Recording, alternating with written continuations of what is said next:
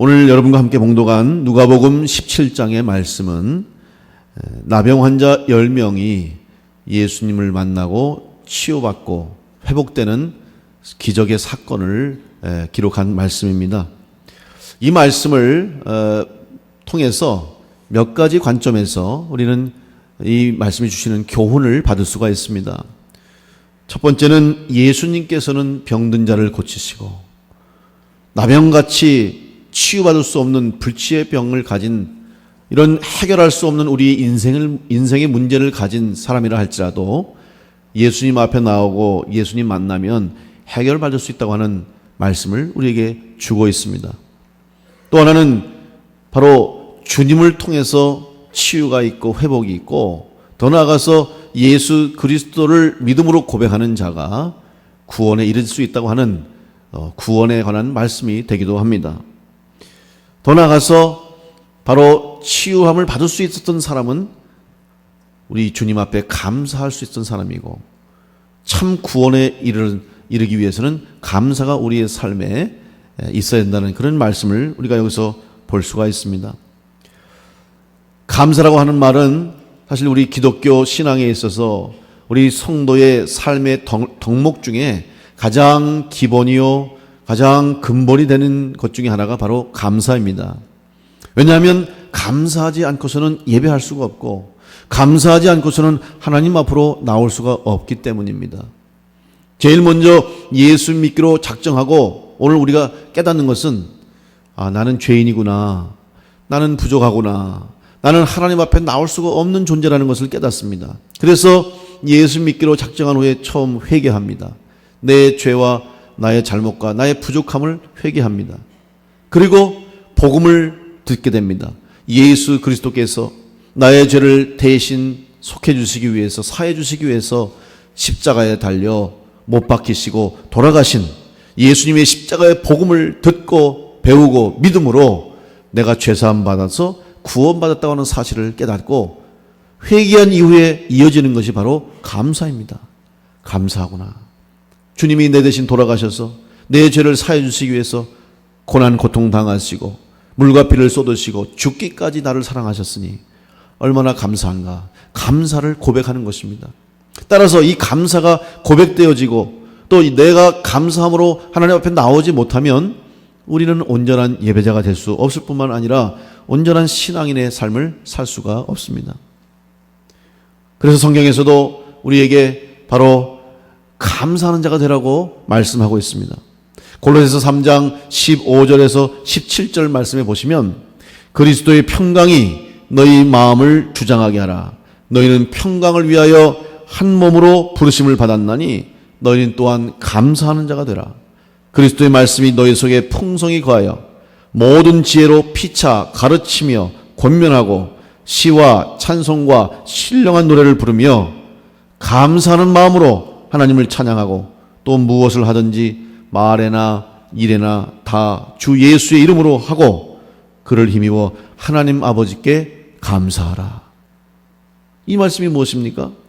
바로 오늘 우리가 하나님 말씀에 순종하여서 믿음의 삶, 신앙의 삶을 살기 위해서는 무엇보다도 감사하는 자가 되고 특별히 하나님 앞에 나와 예배할 수 있는 믿음의 성도가 되기 위해서는 감사해야 된다 하는 것이 성경의 말씀이고 또 오늘 우리가 믿고 신앙생활하는 가장 중요한 신앙의 덕목이 되는 것입니다. 오늘 이 자리에 여러분 나오셨는데 다 하나님 앞에 감사함으로 나온 줄 믿고 이 시간 특별히 여러분 심령 가운데 감사가 충만하여 온전한 예배로 하나님께 영광 돌리는 성도들 되시기를 간절히 축원합니다. 성경에서는 감사하지 않는 사람을 믿음이 없는 사람이라고까지 이야기합니다. 사도 바울은 로마서 1장 21절에서 하나님을 알되 하나님을 영화롭게도 아니하며 감사하지도 아니하고 오히려 그 생각이 허망하여지며 미련한 마음이 어두워졌다 이렇게 말하죠. 여러분 하나님을 영화롭게도 아니하고 감사하지도 아니한 사람 생각이 허망한 사람이요 믿음이 없는 사람이에요. 다시 말하면 믿음이 있는 성도는 감사할 줄 아는 성도인 줄로 믿습니다. 여러분 다 감사하는 성도가 되심으로 온전한 하나님 앞에 예배하는 믿음의 성도들 되시기를 간절히 바랍니다. 감사할 수 있어야 돼요. 오늘 바로 이 10명의 나병 환자들, 흔히 옛날에 문둥병자라고 그랬죠. 한센병 환자들인데, 여러분 이 나병은 지금도 참 큰 병이지만 그 당시에, 예수님 당시에는 여러분 나병에 걸리면 단순히 질병으로 고생할 뿐만 아니라 신체적인 고통과 육체적인 아픔은 말할 수 없을 뿐만 아니라 사회적인 고통이 따라요. 정서적인 고통이 따라요. 뭐냐? 일반적인 공동체로부터 격리시키는 거예요. 분리되는 거예요. 왜? 부정한 자가 되는 거예요. 이스라엘 율법에 보면 나병에 걸리면 부정한 자가 돼요. 그래서 레위기 13장에도 보면 나병이 걸렸는지 안 걸렸는지를 제사장들이 다 일일이 검진하고 확인해서 나병이 됐을 때는 부정하게 하는 거예요. 그러나 격리하고 일주일 동안 다시 와서 보니까 나병이 아니다. 그러면 정결해졌다고 선언하고, 그 정도로 나병은 부정한 병이라고 인식이 있고 부정하다고 생각했기 때문에, 물론 전염의 위험성도 있기 때문에 그렇습니다만은 분리되는 거예요. 그러니까 일반적인 한 공동체에 또 한 마을이나 한 성읍에서 정상적인 삶을 살 수 없기 때문에 숨어 사는 거예요. 왜냐하면 사람들이 나병 환자에 걸린 사람들을 보면 부정하다고 생각해서 가까이 안 합니다. 부정한 것은 그들에게 큰 율법의 위배가 되기 때문에, 죄가 되기 때문에 어떻게 해서든지 부정한 것은 멀리 하려고 하는 것이 이스라엘 백성들의 율법의 핵심입니다. 그런데 그런 보기만 해도, 만지기만 해도 부정한 나병 환자를 보면 도망가거나 저주하거나 쫓아내죠. 심하면 돌을 던집니다. 욕을 합니다. 그래서 그들을 쫓아내는 거예요. 그래서 도저히 함께 살 수 없고, 그래서 성 밖에서 굴속이나 또 산속이나 또 어떤 특별한 외딴 곳에서 자기들만의 생활을 할 수밖에 없네요. 그러면서 그곳에서 느끼는 소외감, 또 불행감, 그리고 자기들은 정상적인 삶을 할 수 없다고 하는 그것 때문에 지금 몸과 마음과 정신이 다 가라앉아 있고 상처로 가득한 사람들이 바로 성경에서 말하는 나병 환자들이에요. 그런데 오늘 이들이 예수님을 만남으로 병을 고치게 되는, 불치의 병을 고치게 되는 기적을 경험하는데, 여러분 어떻게 가능하겠습니까? 먼저 이들에게 복음이 전해졌다는 사실입니다. 예수님이 누구신가? 예수님이라는 분이 이야기가 이들 문둥병자, 나병 환자들이 살고 있는 곳까지 전해졌다는 거죠. 누군가가 전했어요. 누군가가 알려줬어요. 저는 이것이 바로 복음의 능력이요, 복음이 전해져야 할 이유라고 생각이 됩니다. 믿음은 들음에서부터 난다고 했기 때문에 누군가가 전해지는 복음을 듣지 않고서는 회개할 수도 없고 구원 얻을 수도 없고 주님을 만날 수도 없어요. 오늘 이 자리에 오신 여러분들 다 누군가를 통해서 예수님을 전하고, 어떤 방법과 어떤 통로를 통해서도 여러분은 다 미리 복음을 듣고 예수님을 만나고 예배하는 자가 된 것처럼, 도저히 사람들과 가까이 할 수 없고 사람들로부터 버림받고 소외된 그들에게까지 예수님의 소문, 복음이 전해졌다고 하는 그 사실 때문에 오늘 10명의 문둥병, 나병 환자가 고침을 받게 된 것이에요. 오늘 우리의 교회가 하고 성도가 해야 할 일이 바로 하나님의 말씀을 전하고 복음을 전하는 일인 줄로 믿습니다. 듣지 않고서는 이룰 수 없어요. 그래서 들을 수 있도록 복음을 전하는 일이 오늘 우리 교회와 성도가 해야 합니다. 하나님 말씀을 들어야 되는 거예요. 그런데 그 말씀을 듣기 위해서, 듣는 자가 되기 위해서는 먼저 그들의 마음의 문이 열려져야 되는데, 여러분 그들은 얼마나 갈급했겠습니까? 그 병만 고칠 수 있다고 한다면 어떠한 일이든 어떠한 수단과 방법을 가리지 않고라도 했을 겁니다. 그리고 그것에 모인 사람들은 더 이상 남남이 아니에요. 건강한 사람들이 사는 성, 또 정상적인 삶을 사는 사람들은 신분의 높고 낮음이 있었습니다. 건강한 사람도 있고 아픈 사람도 있었습니다. 빈부의 격차도 있었어요. 많이 배우고 못 배우고 차이도 있었습니다. 그렇지만 어때요? 그들의 삶은 하나 되지 못하잖아요. 많이 배운 사람하고 무식한 사람, 그 당시에 신분의 차이가 있었기 때문에 노예의 삶과 주인의 삶이 다르고, 또 일반 백성들의 삶과 또 고위층의 삶이 다른 것처럼, 물론 오늘 사회도 그런 여전히 자리하고 있는 우리의 이 삶의 자리가 다른 것이 있습니다만은, 오히려 건강하고 정상적인 사람들은 서로 하나 되지 못했어요. 함께 살지 못했어요. 그런데 막상 나병이 걸리면, 여러분 나병은 뭐 못 배운 사람에게만 걸립니까? 나병은 무식한 사람에게만 걸립니까? 아니에요. 나병 걸린 사람들은 많이 배웠든 못 배웠든, 신분이 높든 낮든, 자기가 돈을 가지고 있든 돈이 없든 누구에게든지 이 질병이 찾아올 수 있는 거예요. 따라서 그 나병의 몸을 가지고 문둥병이 돼서 그 문둥병이 모여 사는 곳에 들어온 사람들은 다양한 사람들이 들어온 거예요. 다양한 신분을 가진 사람들이 들어왔는데 정작 거기에서는 아무런 차이가 없는 거죠. 서로 구분하지 않았어요.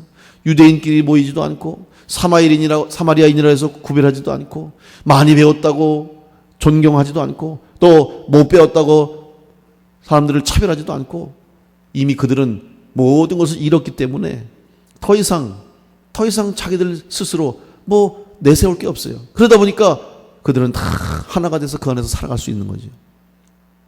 오늘 우리가 하나님 앞에 나와서 하나님 앞에 예배하는 성도가 되고 교회의 성도가 되기 위해서는 세상적인 것들을 다 내려놔야 됩니다. 여러분 교회에 어떤 사람들이 옵니까? 교회는 누구든지 믿음으로 고백하며 주님 앞에 나올 수가 있는 것입니다. 그래서 이 세상의 조직과 이 세상의 공동체 중에서 교회만 많이 배우거나 적게 배우거나 건강하거나 아프거나 잘 살거나 못 살거나 나이가 많거나 적거나 아무런 제한이나 제약이 없이 누구든지 주님 앞에 나와 예배할 수 있고 주님 앞에 나올 수 있는 것이 바로 교회입니다. 교회가 바로 그런 공동체예요. 따라서 교회는 예수 그리스도 이름을 부르고 예수를 믿는 믿음을 가진 자는 누구든지 나올 수 있고 누구든지 받을 수 있고 누구든지 예배할 수 있기 때문에 교회가 세상의 모든 사람들에게 열려진 곳이 되는 거예요. 그래서 나병 환자들은 자기들의 이 질병 때문에 그 안에는 더 이상의 장벽들이 다 무너지고 하나가 될 수 있었던 것처럼 우리의 약함을 깨닫고 우리의 부족함을 깨달을 때 우리가 하나가 될 수 있습니다. 영적으로 우리는 다 하나요 그리스도의 한 몸인 것을 다시 한번 여러분 깨달으시고 예배할 때마다 한 마음 한 뜻으로 주의 일을 할 때마다 섬길 때마다 세상을 향해서 복음을 외칠 때마다 하나가 되어서 한 마음 한 뜻으로 주의 사명 감당하는 우리 교회와 성도가 되시기를 간절히 축원합니다. 나병 환자들은 더 이상 숨길 것도 없고 가릴 것도 없어요.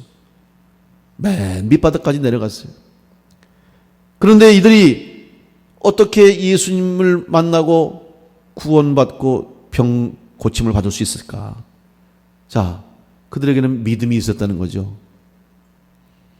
예수라는 사람이 있는데 그분이 기도하면 어떠한 질병도 다 고침받더라. 심지어는 죽었던 자도 살아나더라. 이런 소문을 들었습니다. 이 소문을 10명만 들었을까요? 오늘 이 성경에 기록된 10명의 나병 환자만 들었을까요? 아니에요. 거기 있는 사람들이 다 들었을 겁니다. 전에서 다 들었을 거예요. 그런데 10명은 확신을 가진 거예요. 내가 예수님 만나면 나도 살 것 같아. 나도 예수님 만나면 고침 받을 것 같다. 그 믿음을 가지고 주님 만난 거예요. 아니면 그냥 만나서 예수님한테 부탁해서 고치면 좋고 안 고치면 할 수 없고 그러한 반신반의하는 모습으로 만났을까요? 저는 그렇다고 보지 않습니다. 이 10명의 나병 환자들은 확실한 믿음을 가지고 예수님을 만났어요. 어떻게 알 수 있습니까? 여러분 성경을 보십시오. 성경을 보면 거기에 나와 있습니다.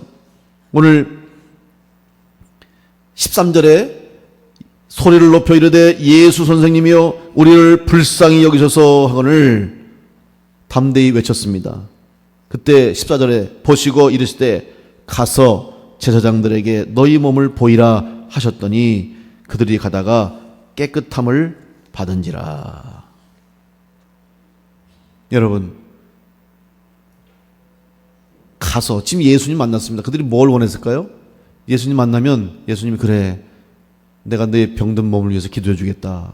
기도를 해 주시거나 아니면 이렇게 저렇게 하라 치료의 방법을 주시거나 아니면 예수님이 선포해 주시고 내 병이 낫다라고 해 주시고 병이 나음을 얻고 확인을 해야 돼요. 그런데 만나자마자 예수님이 하신 말씀이 뭐냐? 너 가서 제사장에게 내 몸을 보여라 이겁니다.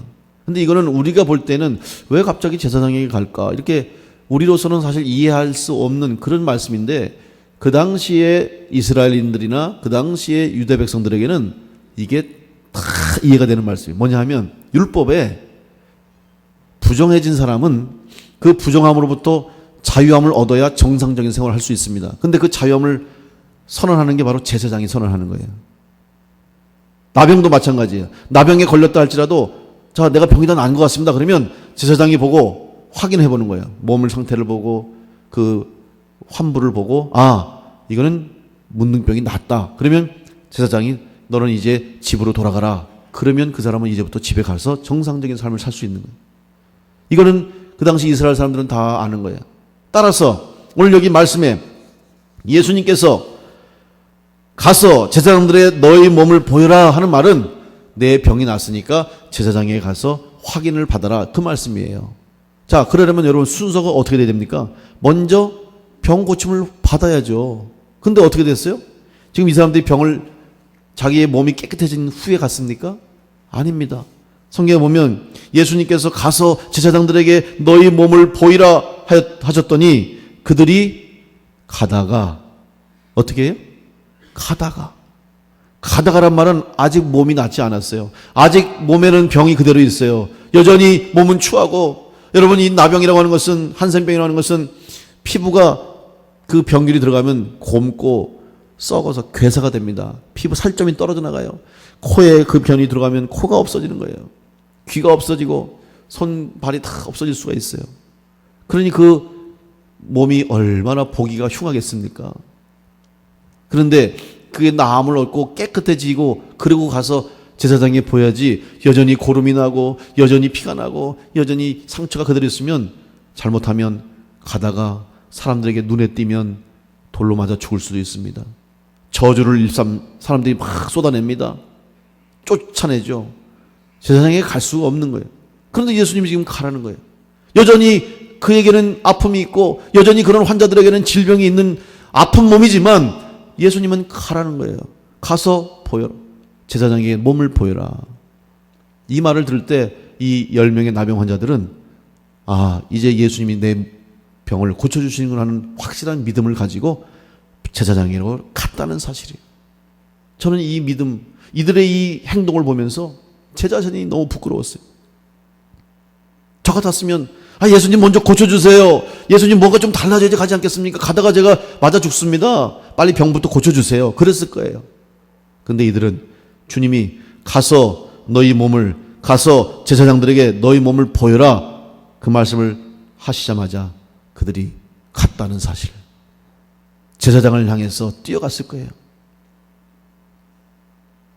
얼마나 큰 믿음입니까? 얼마나 담대한 믿음입니까? 우리는 믿는다고 고백하고 믿는다고 기도하면서 믿음으로 산다고 말하면서 과연 나는 이런 믿음이 있는가? 저는 목사라고 하면서 믿으라고 여러분에게 설교도 하고 믿음으로 기도하라고 수없이 여러분에게 권면하면서도 나에게는 과연 이런 믿음이 있는가? 제 자신을 돌아보게 됐습니다. 우리는 내 눈에 보여지고 내 생각에 확인이 되고 내 마음에 들면 믿어지고 응답받았다고 하는데, 여전히 삶의 문제가 그대로 있고 여전히 기도의 제목이 그대로 있으면서 주님께서 하라는 대로 순종하지 못하는 믿음 없는 모습을 보이고 살고 있지는 않은가? 오늘 여러분 다시 한번 하나님께서 우리에게 주시는 놀라운 축복, 감사의 열매를 얻기 위해서는 오늘 이 10명의 나병 환자와 같은 믿음이 우리에게 있어야 될 줄로 믿습니다. 여러분, 그 믿음을 가지고 감사함으로 승리할 수 있도록 먼저 큰 믿음의 소유자들 되시기를 간절히 축원합니다. 그래서 믿음을 가졌다는 거예요. 이 믿음을 가진 자에게 주님께서 치유의 역사를, 기적을 베풀어 주셨어요. 그런데 예수님은 여기에서 머무른 것이 아닙니다. 예수님이 그들에게 병고침을 주신 것은 단순히 그들의 육체적인 질병만을 고치시기 위한 것이 아님을 우리는 분명히 알아야 됩니다. 성경에 보십시오. 예수님이 모든 환자들을 치료하실 때는 반드시 그들의 육체적인 질병만 치료한 것이 아니라 그들의 영혼의 구원의 문제까지, 예수님의 목적은 그들이 구원받는 것이 목적이에요. 그래서 그 구원에 이르기 위해서는 지금 그 사람이 가진 질병이 문제가 되기 때문에, 그 사람이 끌어안고 있는 문제가 그들에게 가로막이 되고 장벽이 되기 때문에 주님께서 그것을 제거해 주신 것이지, 질병을 고치고 병을 고치기 위한 것이 주님 목적이 아니에요. 그러면 주님은 의사였죠. 병만 고치고 다니시면 의사였겠죠. 아닙니다. 반드시 주님은 구원의 문제를 언급하셨어요. 이것은 바로 하나님의 뜻과 예수님의 뜻이 일치하는 것이고 목적이 분명한 것이죠. 우리를 구원하시기 위해서 병을 고치시고 문제를 해결해 주시는 것입니다. 19절 말씀에 그에게 이르시되 일어나가라 내 믿음이 너를 구원하였느니라. 구원의 문제를 언급하시는 거예요. 근데 어떻게 구원받습니까? 믿음으로 내가 구원받았다. 여러분, 이 믿음만 있으면 나병 환자가 가진 해결할 수 없고 자기의 힘으로 자기의 능력으로, 아니 세상의 어떤 약과 어떤 치료 방법을 통해서도 고칠 수 없었던 그 나병까지도 믿음으로 나갈 때 치유되고 고침받고 새로워질 수 있는 은혜가 우리에게 임하게 될 줄 믿습니다. 구원이 이루어지니까, 구원의 은혜에 다르니까 이 육신의 질병이 고침받는 거예요. 10명의 나병 환자 중에서 1명만이 온전한 구원받은 자가 됐다고 하는 사실이에요. 예수님이 그들의 병을 치료해 주신 목적을 깨달은 자는 오직 한 사람밖에 없습니다. 그것도 바로 사마리아인, 멸시받고 부정하다고 여겨졌던 사마리아인 한 사람만이 예수님께로 돌아와서 감사했다고 하는 사실입니다. 오늘 여러분 다시 한번 여러분의 삶 가운데 어떠한 문제가 있든지 도저히 해결할 수 있는 방법도 없고 능력도 없고 길도 없는 문제들이 있을 때 여러분 그 문제를 놓고 우리가 할 일은 오직 하나, 예수 그리스도를 믿음으로 믿고 주님 앞에 나오고 주의 말씀에 순종할 때만이 우리가 이 문제가 해결되고 우리의 삶에 기도의 응답이 있는 역사가 있게 될 줄로 믿습니다. 그렇게 될 수 있도록 여러분 믿음으로 주님 앞에 나올 수 있는 성도들 되시기를 간절히 축원합니다. 바로 온전한 구원이 이루어지는 과정 속에 감사가 있다는 사실을 또한 잊지 마십시오. 감사로 열매를 맺은 거예요. 감사하니까 구원에 이르게 되는 것이죠. 나머지 9명은 비록 나병은 고쳤지만, 육신의 질병은 고쳤지만 그들은 감사하지 못함으로 구원에 이르지 못했습니다. 감사하는 자에게 하나님이 주시는 열매가 있음을 기억하세요. 여러분, 열매 때문에 감사하는 것, 그건 1차원적인 신앙입니다. 눈앞에 얻어지는 유익 때문에, 즐거움 때문에, 감사의 조건 때문에 감사하는 것, 그런 낮은 단계의 신앙이에요. 하박국서에서 선지자가 고백한 하박국 3장 17절 말씀처럼 비록 무화과 나무가 무성하지 못하며 포도나무에 열매가 없으며 감람나무에 소출이 없으며 밭에 먹을 것이 없으며 우리의 양이 없으며 외양간에 소가 없을지라도 나는 여호와로 말미암아 즐거워하며 나의 구원의 하나님으로 말미암아 기뻐하리로다. 감사할 조건 때문에 감사하는 것이 아니고 이미 주신 은혜, 이미 나에게 임하신 하나님의 구원의 은혜에 감사할 때 더 큰 하나님의 감사의 열매가 우리 가운데 맺혀지게 될 줄로 믿습니다. 이런 수준 높은 신앙인이 될 수 있도록 우리 충주남북에 속한 모든 성도님들은 이런 하나님의 뜻을 바르게 알고 주님의 뜻을 바르게 아는 큰 믿음의 소유자가 돼서 정말 감사함으로 하나님 앞에 열매를 드릴 수 있고 하나님 앞에 하나님 주시는 감사의 열매로 더 큰 영광을 돌릴 수 있도록 여러분 진정한 감사의 삶을 사는 믿음의 성도들 되시기를 간절히 축원합니다. 감사하는 성도가 될 수 있도록 이제 올해도 얼마 남지 않았습니다. 올해 한 해를 돌아보시면서 여러분 아쉬워하고 후회하고 혹은 실망하고 낙심하기보다는 지금까지 삶 가운데 주신 은혜와 허락하신 은혜, 인도하신 은혜, 여기까지 있게 하신 하나님의 은혜에 감사하시면서 남은 한 해를 감사의 열매로 채울 수 있기를 간절히 축원합니다.